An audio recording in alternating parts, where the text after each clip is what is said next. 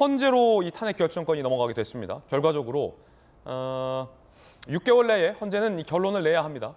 언제 낼지도 관건이고 어떻게 낼지도 관건이겠죠. 인용이냐 기각이냐입니다. 함께 보시죠. 국회 탄핵소추 의결서 접수 뒤 180일 이내에 선고해야 합니다. 재판관 9명 중 6명 이상 찬성 시 탄핵이 결정되고, 이 말은 뒤집어 보면 4명만 반대해도 기각되는 거예요.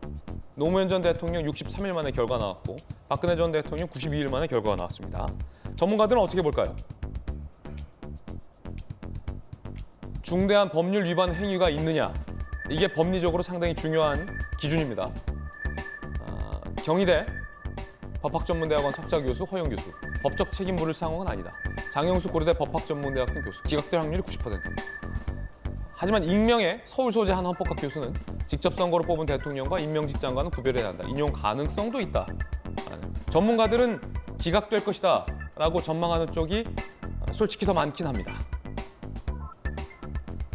자, 그렇다면 강력계 형사 출신의 박승매 변호사님, 많은 전문가들은 기각의 가능성을 좀 더 높게 보는군요. 헌법 교수들의 견해인데 사실 국무위원에 대한 탄핵 심판 절차가 처음이라 그 결과를 예단하기는 쉽지 않을 것 같습니다. 저는 개인적으로 그 가능성이 반반인 것 같습니다. 무책임한 발언일 수 있습니다만, 그 이유가 사실 이 정도의 많은 인명 피해가 발생한 사건이라면 장관이 책임을 지고 물러나는 것이 정치적인 도의라고 충분히 평가할 수 있습니다. 그렇지만 구체적인 주의 의무 위반이 있었는지 법적 책임을 따지고 들어가면 그 결과가 불분명한 것도 사실입니다. 대통령이 법조인 출신이라는 점에서 구체적인 주의 의무 위반이 없으면 장관을 그 자리에서 물러나게 하는 것은 부적절하다는 인식을 가지고 있는 것 같은데, 실제로 이태원 참사에 대한 경찰 조사 과정에서도 이상민 장관의 경우에는 구체적인 주의 의무 위반을 인정할 수 없다는 취지로 무혐의 결정을 일단 내린 상태입니다. 그렇지만 탄핵 심판 절차는 정치적 책임과 형사처벌 그 사이에 있는 절차입니다. 일종의 징계로서 행정적 책임을 묻는 것인데, 이상민 장관이 헌법과 법률 위반에 성실하게 직무를 수행하지 않았다는 점, 즉 현저한 불성실이 있었는지를 헌법재판관들이 어떻게 보는지에 따라 그 결과가 달라질 것 같고, 대통령과 달리 장관은 선출직이 아닌 임명직입니다. 그렇다면 선출직과 달리 임명직의 경우에는 그 기준을 완화할 수도 있어서 헌법재판관들이 어떠한 결론을 내릴지는 예측하기 어렵고, 더군다나 이 탄핵 심판은 7인 이상의 재판관이 참여해서 6인 이상의 동의를 이끌어내야 그 결론이 나옵니다. 6인 이상의 동의를 이끌어낸다는 것 결코 쉽지 않은 절차라 여러 가지 변수가 산재해 있어서 그 결과를 예단하기는 어렵다고 평가할 수 있습니다. 예, 결과를 예단하기는 어렵다.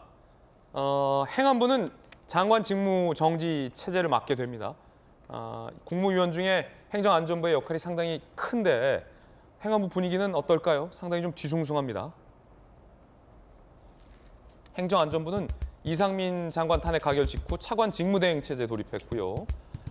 행안부 차관 한상섭 차관 어제 긴급 간부회의를 소집해서 흔들림 없이 각자의 자리에서 맡은 바 역할을 차질 없이 수행해달라 주문을 했습니다. 행안부 간부 안개 속에 있는 것 같다. 부처에서 추진하던 업무가 있는데 스케줄에 혼선, 피해는 국민한테 간다. 연합뉴스 인터뷰. 행안부 관계자 B 뉴시스 인터뷰. 당혹스럽고 마음이 무겁다. 전체적인 업무 추동력은 약화될 것이 뻔하다.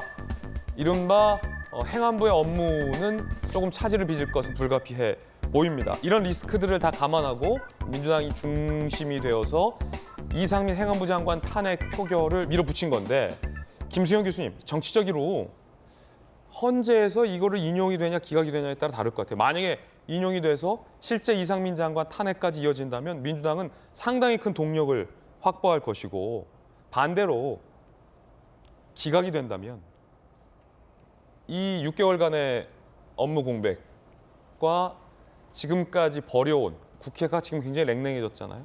국회 마비 등등에 대한 어떤 책임도 상당 부분 민주당으로 돌아갈 것 같은데 어떻게 전망하십니까?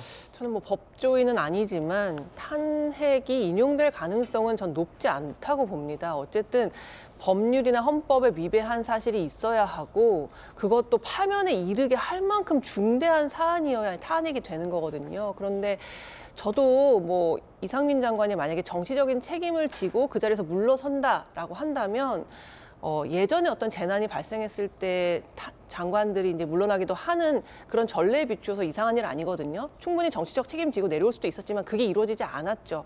그래서 이제 법적인 책임을 묻기로 했는데 이게 인용되지 않을 가능성이 전 높다는 거를 민주당도 알매도 불구하고 이걸 통과시켰다고 생각해요. 거기에는 순수한 의도와 순수하지 않은 의도 두 가지가 있다고 생각을 하는데 첫 번째로는 어쨌든 유가족들의 요구가 강했고 그걸 외면할 수 없었을 테고요. 두 번째로는 이재명에 대한 방탄 그리고 이재명의 관심이 모아져 있는 이런 상황을 좀 흐트리기 위한 좀 의도도 있다고 봅니다. 사실 이게 만약에 인용이 안 되면 민주당이 역풍이 완전히 불 거거든요. 그리고 이상민 장관에게는 면죄부가 가기 때문에 민주당으로서는 되게 손해보는 장사예요. 어떻게 보면. 그럼에도 불구하고 지금 민주당은 길게 보는 정치를 못하고 있다는 저는 생각이 들어요. 그러니까 길게 보면 이 탄핵안을 이렇게 가결시켜서 헌재에다가 의견을 묻는 게 결코 정치적으로 리스크가 적지 않은 매우 큰 일인데도 일단 이재명에게 집중되어 있는 모든 이러한 혐의점이나 언론의 관심들을 흩뜨리기 위해서는 일단 이 문제를 걸고 넘어지는 것이 낫다라는 판단도 저는